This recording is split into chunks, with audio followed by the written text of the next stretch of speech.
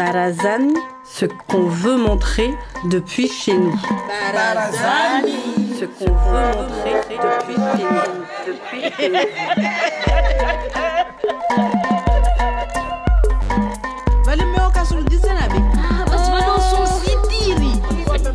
Les gens vivaient sur leurs terrasses, sur les barazas.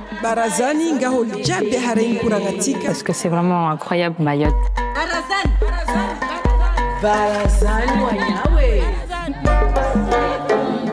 Barazan, c'est l'endroit où on se voit, on se côtoie.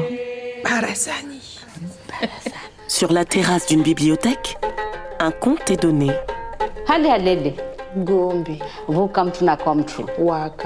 Je choisis de compter à Chimaoré parce que chaque pays ou chaque île a son identité. Donc notre identité, c'est le Chimaoré. Prenez place sur le Djavi, notre grande natte au sol. Prêtez l'oreille. Barazani, 1001 histoires entendues sur les terrasses de Mayotte. Je m'appelle Balachi Zakia, j'habite à Pamandzi et je travaille à la bibliothèque municipale de Pamandzi depuis 1990. Je vais vous raconter mon histoire en Chimaoré. Pourquoi j'ai choisi de raconter en Chimaoré? Parce que j'ai l'impression que le dialecte maoré, il y a beaucoup de jeunes qui la délaissent. Donc, j'ai choisi de compter en Chimaoré parce que chaque pays ou chaque île a son identité. Donc, notre identité, c'est le Chimaoré. Allez. Gombe. Vous comme tu n'as comme tu. Waka. Wakata. Vous kababana mama. Vous comme falume.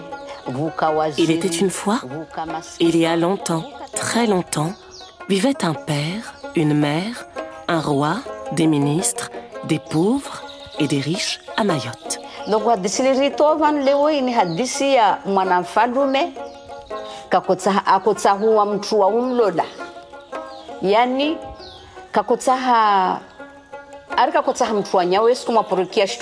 donc l'histoire qui vous est racontée aujourd'hui, c'est l'histoire de la fille d'un roi qui voulait choisir elle-même son prince charmant. Sa seule exigence était qu'elle ne voulait surtout pas d'un homme qui fasse caca ou pipi.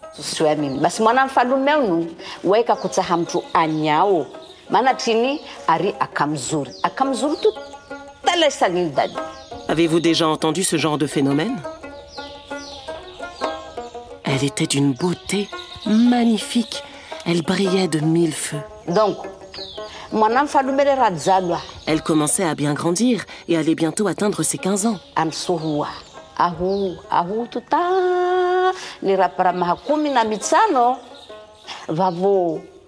Majirani, wanzani, kula mtu akolalia wanyawi. Vamwana mtu wa malio jirani vavo. Uo mzuri. Dans tout le voisinage, tout le monde ne parlait que d'elle et de sa beauté unique et rare. Il se disait oh, il y a une jeune fille dans le voisinage, mais qu'est-ce qu'elle est belle. Je rêverais de l'épouser. Vavo, watu baba, wakola wa moja wa hinrada kunaye. Hodina. Ah, falume. Tikia baruna, tundra zuri ya hobanu. Les jeunes hommes du village défilaient chez elle pour aller la courtiser. On entendait « Hodi, Odina !»« Ah, cher roi, il se dit que vous avez un très beau fruit dans votre maison et moi, je souhaiterais l'épouser. »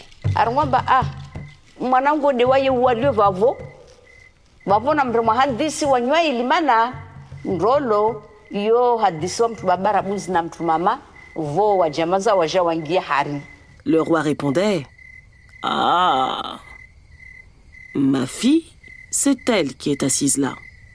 Donc allez discuter tous les deux, parce que les histoires d'union et de mariage, ça concerne d'abord l'homme et la femme en question. Les proches parents viennent par la suite. »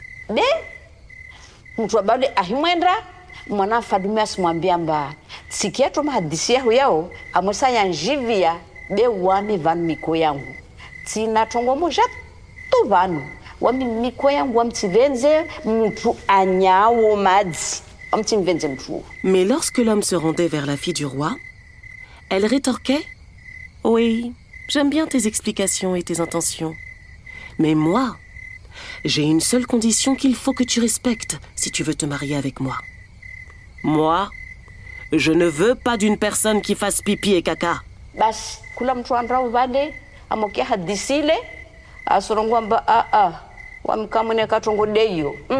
Lorsque cette histoire s'est répandue dans le village sur les conditions de la fille du roi, il se disait que si c'était ça, sa condition, alors il fallait passer son chemin.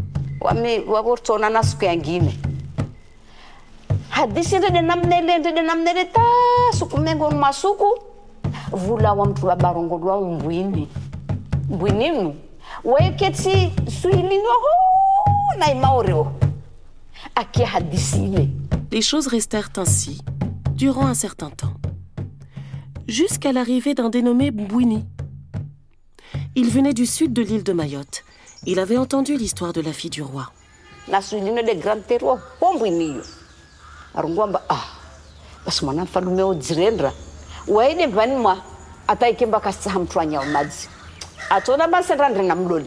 Alors il se dit, mais la fille du roi est orgueilleuse. Mais pour qui elle se prend? Qui est-elle pour exiger d'un homme qu'il ne fasse pas pipi ou caca? Tu vas voir que je vais l'épouser, moi.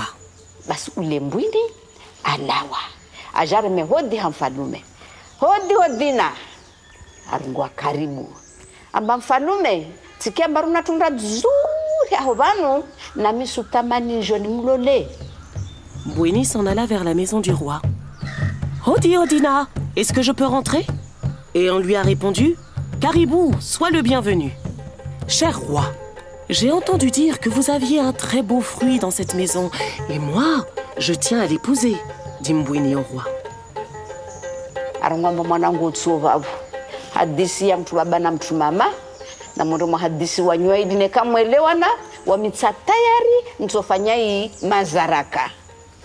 Le roi lui répondit alors: « Oui, voici ma fille. L'union, c'est d'abord une histoire d'hommes et de femmes qui se mettent d'accord. Après cela, je serai prêt à célébrer votre Manzaraka, votre grand mariage. »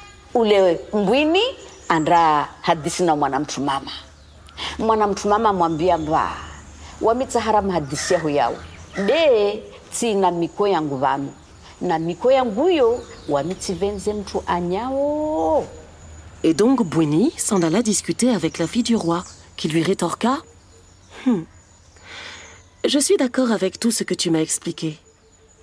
Mais moi, j'ai une seule condition.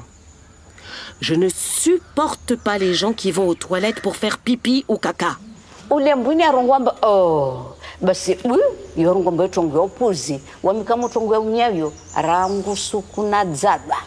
Depuis que je suis née,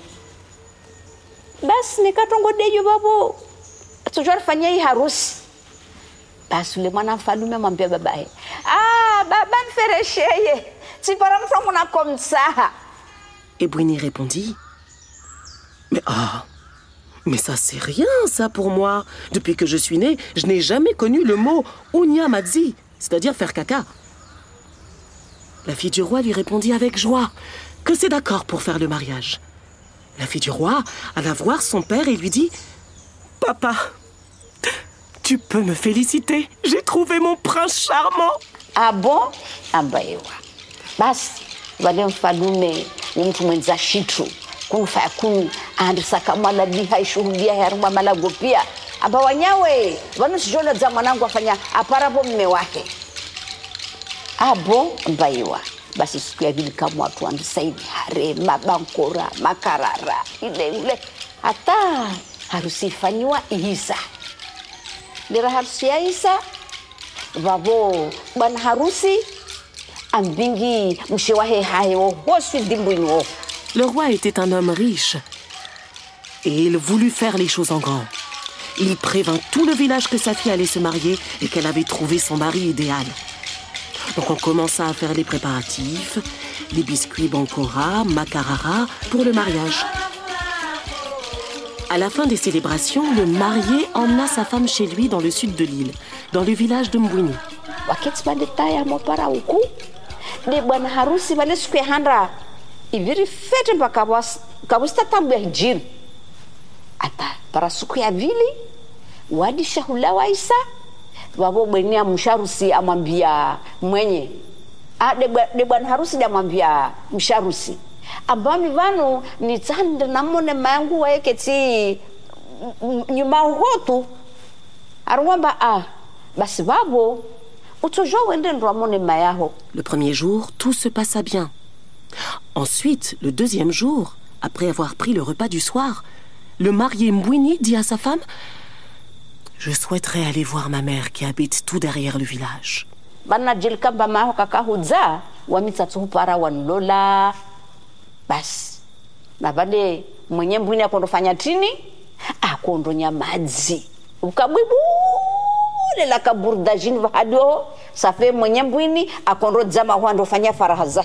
Sa femme lui répondit « Mais bien sûr que tu peux aller voir ta mère, parce que si elle ne t'avait pas mise au monde, tu ne serais jamais venu m'épouser. » En réalité, Monsieur Mbwini cherchait un moyen pour aller faire ses besoins en toute discrétion.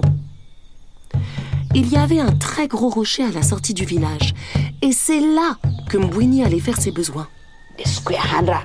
Sukuya vili ata sukuya raru na vale harumali mwelile vale ile nyumba ya majini vuka jini la kababo la kanaulezwe pia kwa ishikamundu. Il y est allé un premier jour, un autre jour encore, jusqu'au troisième jour, alors que derrière ce rocher vivait un djinn avec ses enfants.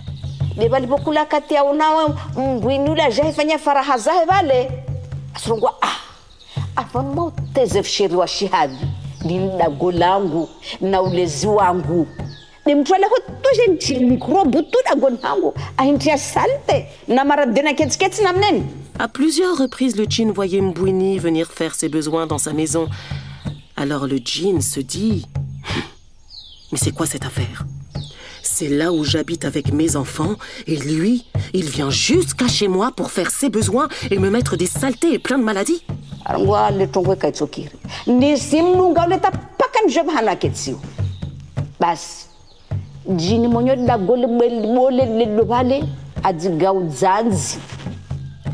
Le djinn dit « Alors là, ça ne va pas se passer comme ça. Je vais le suivre, ce Mbwini, jusqu'à chez lui. » Le djinn s'est transformé en... Et le djinn qui résidait derrière le rocher se transforma en... Mouche. En mouche. Mouche? Elle s'est transformée en mouche.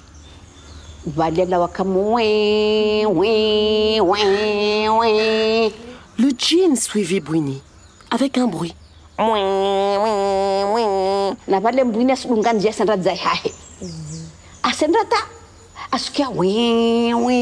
Tandis que Mbwini suit son chemin pour rentrer chez lui. Il entendit le bruit de la mouche.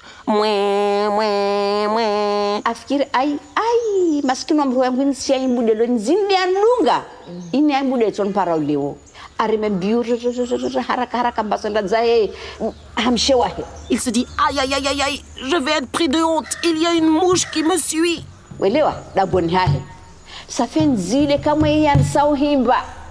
Il se mit à courir et à courir pour entrer vite chez lui. Et c'est là que la mouche se mit à chanter en malgache. Mbwini dia santa ina Mbwini dia sa. Mbwini dia santa ina Mbwini dia sa. Na univulati mamani mamani. Na univulati mangeri mangeri dia santa ina Mbwini dia sa. Nabale mshabsi apa nule aketi salo asukia bo himbule himbo vali mwenyela ho fuji hapa vali amwambia mme wangu sailewa nsikia himbo nzuri tiwe ya injao babo biho mitsailo hazuri shitulo betsaiki hazuri be kula hili ntswekia nzile tujuri regia himbiraha. Alors que la fille du roi est au salon, elle entend le chant de la mouche. Tandis que Mbouini rentre à toute allure, sa femme lui dit « Mais je ne comprends pas. J'ai entendu un chant très doux. Je ne l'ai pas bien compris ou pas bien entendu. » La mouche se remit à chanter. Mbouini, diasa taina Mbouini, diasa. Mbouini, diasa taina Mbouini, diasa. Anauni vulati mamani, mamani. Anauni vulati mangeri, mangeri. Diasa taina Mbouini, diasa. Alikuwa bahe lisha beyo malambe tuho. Mambia mni wangu. Lisha helioti tishibushi. Bekula heli tielwa mwana pa bimba tai shturungulo tai yo madzi ça veut dire tai c'est caca. Mbouini dit à sa femme « Oh, laisse tomber, ce n'est rien cette histoire. » Mais sa femme lui répondit que même si elle ne savait pas parler malgache, elle en comprenait certains mots, comme tai, qui veut dire caca. Donc, ne quand tielo wa fete, tielo babano ndondo fanya faraha ho burda jino. Basi nishabetongwa kaitsokiri. Amba zotambo mshe wangu zotambo. Wamtanifanya tana shitroho. Nzilere ngia himbiraha. Wale madza ingia salon lungu ta ingia salon. Vo aja himbiraha. Donc si j'ai bien compris, tu es allé faire tes besoins au loin, derrière le village, dans les bois. Sache que cela ne marchera pas avec moi. Mbouini se défend. Non, non, non, non, je n'ai rien à voir avec cette histoire. Et la mouche arriva au salon et suivit Mbouini. Et elle se remit à chanter. Mbouini, diasa taina Mbouini, diasa. Mbouini, diasa taina Mbouini, diasa. Anaunivulati mamani, mamani. Anaunivulati mangeri, mangeri. Diasa taina Mbouini, diasa. amwambia mume wangu keti baba ule mwenye akitishirini ahiri ule mwanamfalume ahiri pia watu wa hazi wa kabale arongo wanyo haraka namji immediate mana mwasilva basi watu hazolo hewe moja aja wambia mba zihabar salimina rikari hadisi tongwa mina mme wangu unu benu wangu tseliwa mbabanu an detourne an laba an trahi donc zabaki banu na mumtrihe mumtrie mona gunilo mwendre mwamlate aina bahari tazipumza hetena nasimkie wala masifanye umishi watu haziwale kawavumu tune kawabiwa tune uvuma wamrenge Mbouini sade wiyo wamtia mona luguni lile wamfungu wambingi wamremebega wanamtia mona laka wamvingi wande tuta para aina albahari wamrenge Mbouini wavutse chobo mona ibahari monyo. Sa femme lui dit alors « Mon mari, assieds-toi là. » Et elle appela tous les servants de la maison. « Voici les nouvelles. Mon mari et moi avions convenu d'une règle à respecter et il m'a trahi. Il m'a menti. Donc ce qu'il reste à faire, c'est de l'attraper et de le mettre dans un sac de riz, puis de le jeter au loin, au plus profond des océans, pour que plus personne ne puisse ni le voir, ni l'entendre. » Les servants de la maison s'en sont donnés à cœur joie, et ils prirent Mbouini et s'exécutèrent. Jusqu'à ce jour, personne ne sait ce qu'est devenu Mbouini. Donc,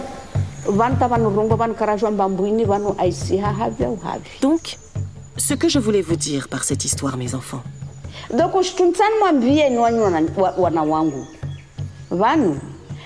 Tongo hairi tuntu arongoi kweli rangu bonera mtu rongo kweli hizo ilazimu mtu arongoi kweli watu wakubadiane au wahari au mtu ahari maana irongo lamba watu bolo warongo wamba hairi ya trambo yenza nyongo hairi ya kweli yenza nyongo rahana trambo yenza lada. En réalité dans la vie, il est préférable de dire la vérité que de mentir.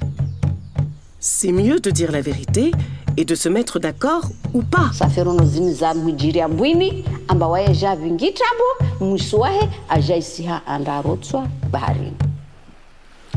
Les anciens disaient « Mieux vaut une vérité amère plutôt qu'un mensonge qui a bon goût ».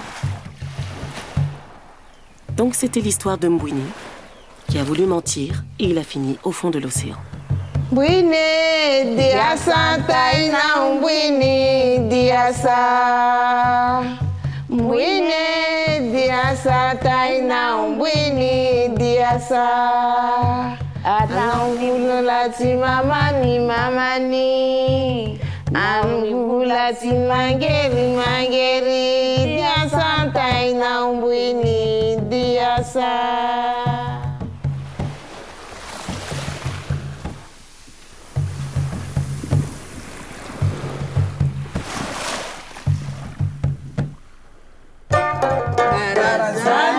Voilà, j'ai raconté une histoire. Ewa. Raconte Barazani.